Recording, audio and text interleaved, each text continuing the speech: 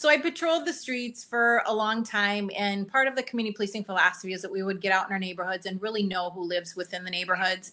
And over time, I got to know some of these seniors that were truly widowed and without children, and really looking for a connection, but didn't really know how.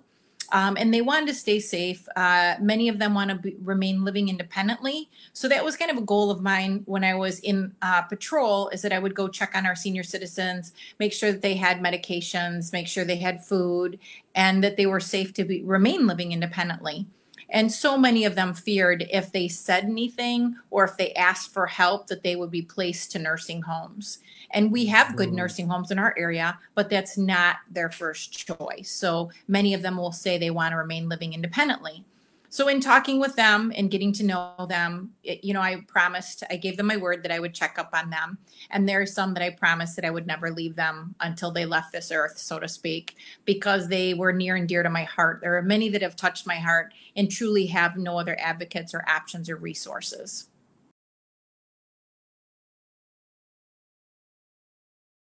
I think we get as much out of giving as we do receiving. I've always said it's more fun to give.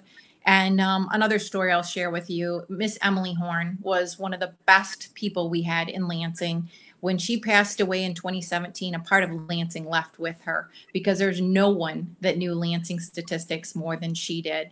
And one of the things she taught me early on, it was neat. I would go visit her, and she ended up succumbing to cancer.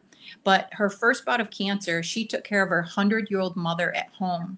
And she was in literally at home taking care of her mother while she was battling cancer the first time around, and just remained very humble.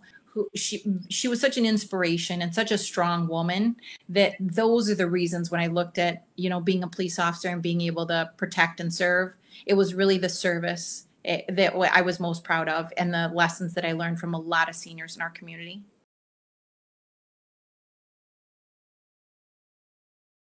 It's exciting to see the Lugnuts bring this culture, bring even more culture, I should say, to our community and the progress, diversity, inclusion, and have all of it, have all of our community come together. It's going to be exciting. 72 communities have come on board to be able to celebrate our Latin culture, and especially through baseball, where it is tangible, no matter what socioeconomic level you come from.